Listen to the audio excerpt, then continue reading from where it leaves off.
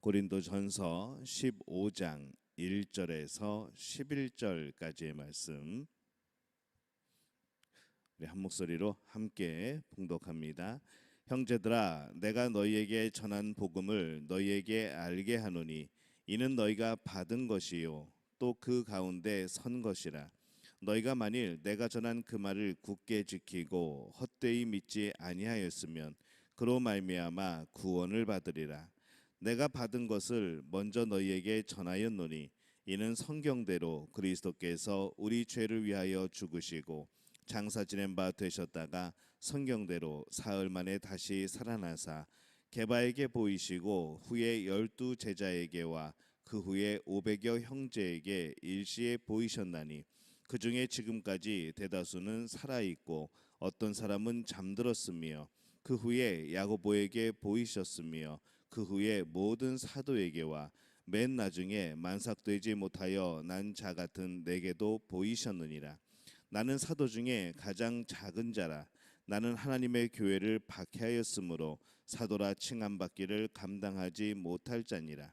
그러나 내가 나 된 것은 하나님의 은혜로 된 것이니 내게 주신 그의 은혜가 헛되지 아니하여 내가 모든 사도보다 더 많이 수고하였으나 내가 한 것이 아니요 오직 나와 함께 하신 하나님의 은혜로라. 그러므로 나나 그들이나 이같이 전파하매 너희도 이같이 믿었느니라. 아멘. 할렐루야. 하나님의 은혜가 오늘 새벽에 하루의 첫 시간을 주 앞에 드리는 우리 믿음의 가족들에게 함께 하시기를 예수님의 이름으로 축원합니다. 오늘 말씀은 이 부활에 대한 바울의 그런 말씀입니다. 고린도 교인들에게 편지를 쓰면서 이 바울은 고린도 교회의 분열의 이야기로 시작을 하였고 또 이제 부활에 대한 내용으로 이제 그 편지를 마치게 됩니다. 그래서 1절에 보면은 형제들아, 내가 너희에게 전한 복음을 너희에게 알게 하노니 이는 너희가 받은 것이요 또 그 가운데 선 것이라, 이렇게 말씀을 합니다. 이 고린도 교인들이 지금 집중해야 될 것은 복음이라는 것이죠. 나라에서 정책을 세울 때 이 전쟁을 이용하곤 합니다. 왜냐하면은 이 타국과의 전쟁이 일어나면은 자국 내의 문제들을 여러 가지 그런 혼란들을 덮을 수가 있기 때문이죠. 이제 세상에서 이제 하는 방법들이 그런 것들입니다. 또 어떤 정권이 정당성을 갖기 위하여서 또 전쟁을 벌이는 그런 일들도 참 많습니다. 근데 정말 신앙인에게 중요한 것이 무엇일까라고 생각을 해보면은 지금 고린도 교인들이 그런 여러 가지 은사의 문제들이나 여러 가지 크고 작은 문제들 때문에 나뉘고 다투고 있을 일이 아니었다는 것이죠. 그들이 지금 알고 힘써야 될 것은 복음이었습니다. 다툼에서 이겼다고 구원함을 얻는 것이 아니라 복음을 알아야 구원을 얻는 겁니다. 지금 이들은 복음을 알기 위해서 또 복음을 알아서 모인 사람들인데 이들이 복음에서의 초점을 벗어나서 다른 일에 대해서 다투고 또 누가 이기고 누가 지고 이제 이런 일들에 대해서 말을 하는 것이 잘못됐다는 것이죠. 다시 그들이 원래 추구하던 이들이 모인 이유가 무엇인가라고 하게 될 때에 그들은 복음 때문에 모인 것이고 또 복음을 알려고 모인 겁니다. 이 복음이 가장 중요한 겁니다. 또한 이 복음에서 가장 중요한 것이 무엇일까 우리가 생각해 보면은 이 복음의 내용입니다. 3절에서 4절에 보면은 내가 받은 것을 먼저 너희에게 전하였노니 이는 성경대로 그리스도께서 우리 죄를 위하여 죽으시고 장사 지낸 바 되셨다가 성경대로 사흘 만에 다시 살아나사, 이렇게 말씀을 하죠. 예수 그리스도께서 죽으시고 부활하신 것, 이것이 복음입니다. 복음의 중요한 내용이죠. 그래서 이 죽음이라는 처절한 사건이 어떻게 복음이 될 수 있을까라고 할 때에 그 죽음은 그냥 처절한 죽음이 아니라 우리 죄, 내 죄를 위하여서 일어난 사건이기 때문에 그것은 복음이 되는 겁니다.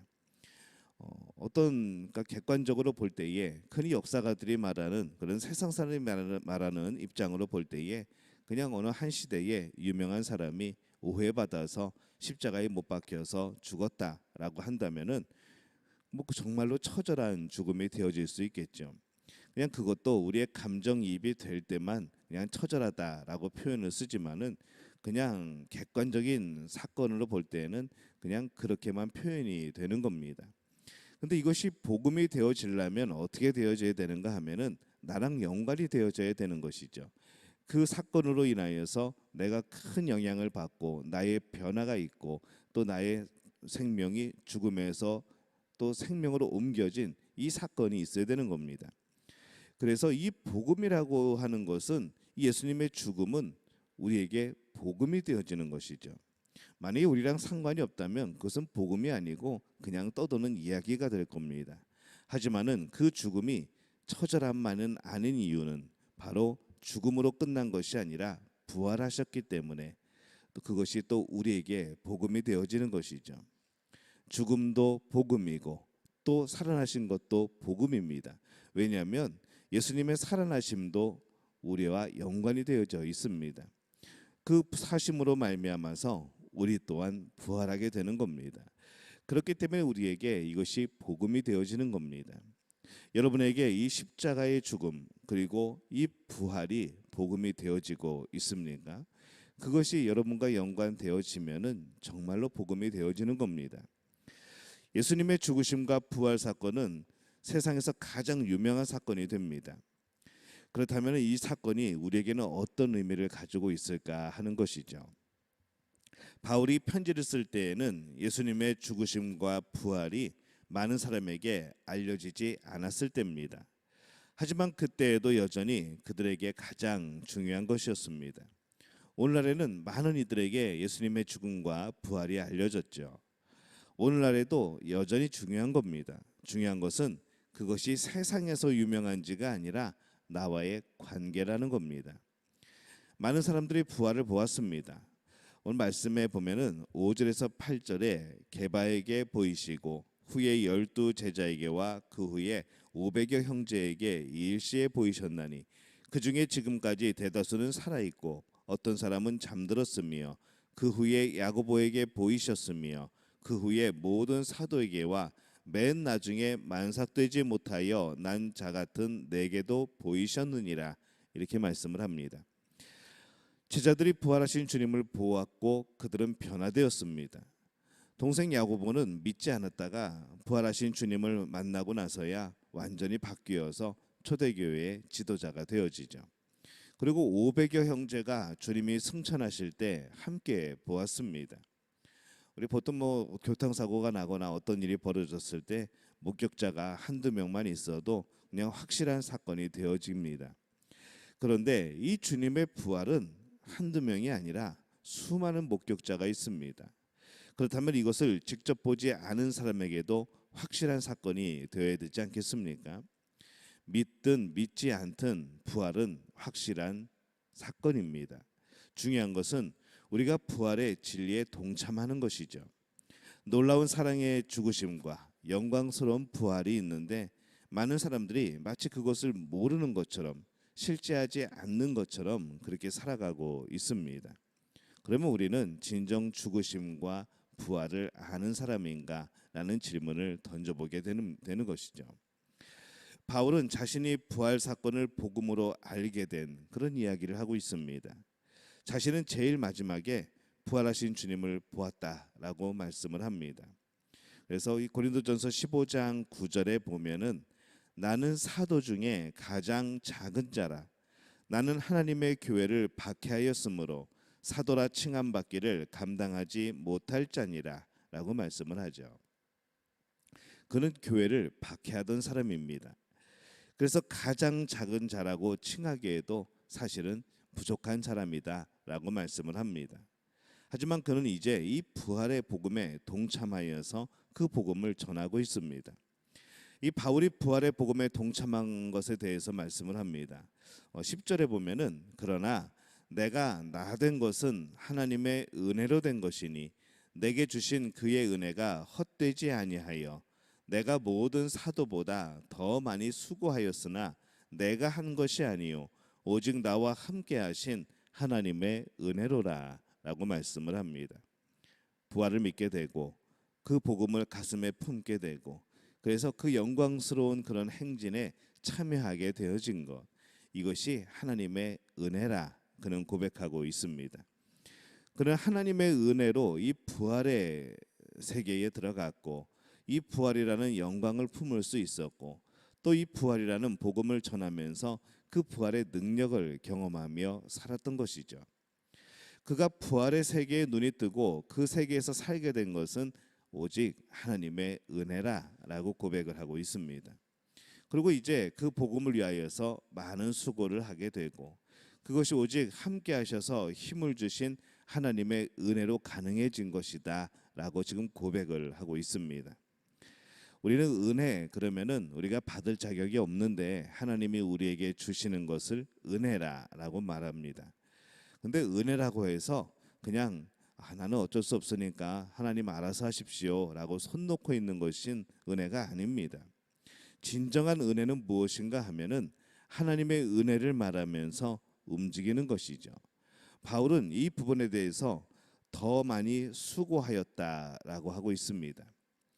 은혜를 몰라서 수고한 것이 아니라 은혜를 은혜라 여기지 않아서 수고한 것이 아니라 하나님의 은혜임을 알고 더욱더 열심히 은혜가 은혜 되기 위하여서 수고하였다는 것이죠.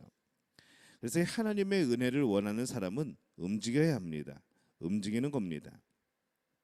우리가 하나님의 은혜를 구합니다. 사실은 아는 것 같지만 여전히 그리스도와 그리스도의 십자가와 부활 앞에 무감각한 또 그것을 복음으로 믿지 못하는 우리의 모습이 보이게 되는 것이죠. 그래서 하나님 앞에 이것을 가지고 가서 믿음을 구해야 되는 겁니다. 어떤 사람은 아무리 믿으려고 해도 믿어지지 않는다라고 말을 합니다. 믿음이 그렇게 믿으려고 해서 믿어지면은 그 누가 못 믿겠습니까? 믿음을 위해서는 하나님의 은혜를 구해야 되는 것이죠. 어떤 사람은 믿는다고 말하지만 실제로 믿음이 없는 경우도 참 많이 봅니다. 하나님의 은혜를 구하지 않고 자신의 생각으로만 믿기 때문에 그렇습니다. 내가 잡은 손은 힘 빠지면 놓치게 되어 있습니다. 진정으로 놓치지 않는 방법은 하나님이 우리를 붙들어 주시는 것이죠. 하나님이 힘이 빠지실 리도 없고 하나님이 우리를 소홀하게 여기실 리도 없고 우리를 붙잡은 손은 하나님이 놓지 않으십니다. 그 힘이 더 강한 힘 아니겠습니까?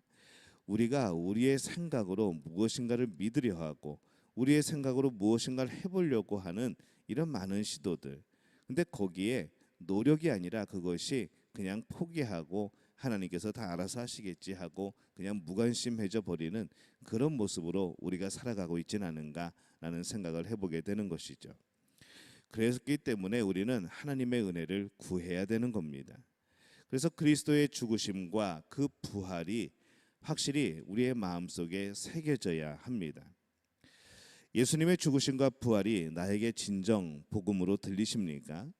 나의 가슴을 뜨겁게 하고 내가 이 세상을 살아갈 이유와 힘이 되는 그런 복음이 되어지고 있습니까? 그렇지 않은 사람은 믿음을 위해서 하나님의 은혜를 구할 필요가 있습니다. 나를 위해 일어난 십자가입니다. 나를 위해 일어난 부활입니다. 이것을 알면 생명인 것이고 모르면 죽음이 되어지는 것이죠. 그렇기 때문에 이 생명과 죽음 앞에서 우리는 정말로 절박하게 그 은혜를 구해야 되는 겁니다.